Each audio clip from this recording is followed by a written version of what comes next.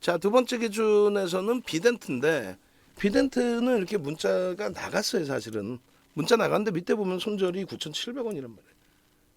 응? 그러고 나서 이제 손절하세요라고 문자 보내고 추후에 재편입 설정 범위를 가져갑니다. 이렇게 설정을 잡아드렸었죠. 그게 지난주에 20일 날 우리기술투자가 있는데 우리기술투자를 매매를 할 거냐, 아니면 비덴트를 할 거냐 했을 때 당일의 기준에서 우리기술투자를 보셔도 이상할 건 없었단 말이에요. 근데 우리는 비덴트를 선택했고 그리고 상한가. 근데 이제 그 마음이 조급하신 분들은 대장주를 보는 거예요. 그러니까 무슨 얘기냐면은 원래는 그 금요일 같은 경우 현대 로템 보는 게 맞고요. 한국항공우주는 이제 뒷순인데 일단은. 근데 우리는 이제 한국항공우주를 현대 로템과 마찬가지로 스윙 범위의 종목으로 설정을 해서 들여다놓고 보고 있었기 때문에 그래서 항공우주를 편입의 설정 범위로 잡아간 거죠. 그렇게 해서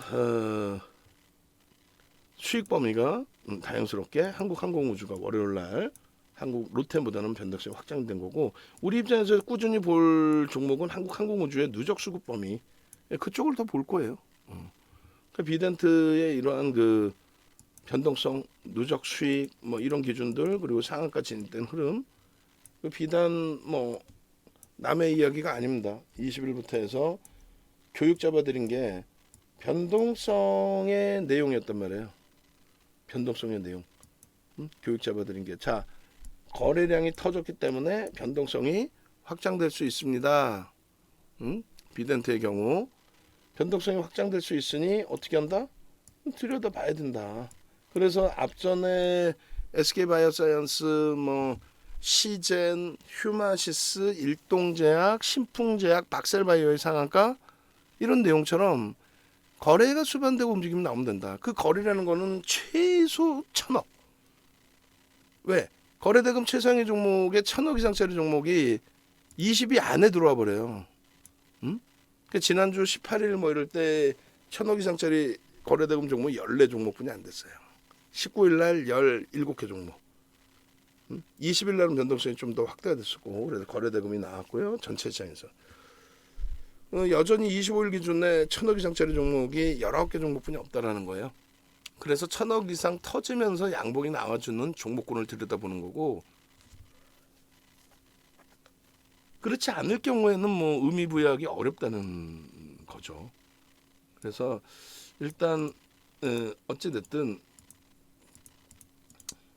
비덴트의 경우는 다시금 일봉 차트 보여드리면서 설명을 드리겠는데, 충분히 지난주에 관심을 가질 수 있었던 종목이다.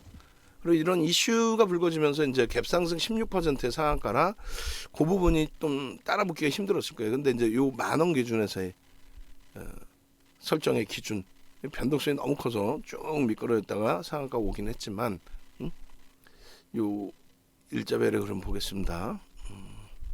이런 흐름이 나오다 보니까 이제 사실 이런 종목군들을 버리지 못하는 기준이 잡히는 거죠, 사실은. 비덴트 보시면 이렇게 여기까지의 기준에서 얼마나 오래간만에 거래가 터진 겁니까 이게? 얼마나 거래가 터진 거예요? 상당한 시간이 흘러가고 터진 거죠. 거래대금이 어떻게 했어요 이때? 거래대금이 1,000만 주 터지니까 거래대금이 1,000억 수준. 근데 1,000억의 기준을 말씀드렸잖아요. 1,000억의 기준을. 거래대금이 완전히 급감을 해가지고 1,000억만 형성이 돼도 거래대금 최상이 20일 전후에 놓여진다. 18일, 19일에는 20일 전후가 아니라 뭐 14일 안에, 16일 안에, 17일 안에 거래대금 1,000억이라는 그 규모가 그렇게 들어왔었다라는 부분을 좀 놓고 보시라고 말씀드리는 거예요. 그리고 비덴트의 이러한 흐름이 이제 추세적인 강화로 진행될 수 있겠느냐 부분은 주봉에서 이제 거래 대금을 보시면 되는데, 어때요? 월요일에 이미 거래 대금을 터뜨려 놨죠. 작년 4분기 이후에 저러한 흐름, 시가총액 뭐 1조 훌쩍 넘겼던 저러한 흐름을 가져갈 거냐. 그리고 우리는 비덴트의 경우에 마지막 자락에서는 손절도 했어요. 어쩔 수 없이. 근데 되돌아보면 어때요? 거래량 거래대금이 없는데 들여다볼 필요가 있었겠느냐. 그리고 들여다봤더라도 다시 꺾여 내려오면 거래량 없이 꺾이는 흐름이 나오면 정리. 물론 거래 터지고도 음봉으로 꺾이는 경우가 있어요. 배운 그대로 그냥 거래가 수반되고 변동이 나온다. 그럼 따라붙죠. 다만 이제 오늘 같은 경우 너무 갭상승이 컸고요. 그다음에 앞전의 흐름에서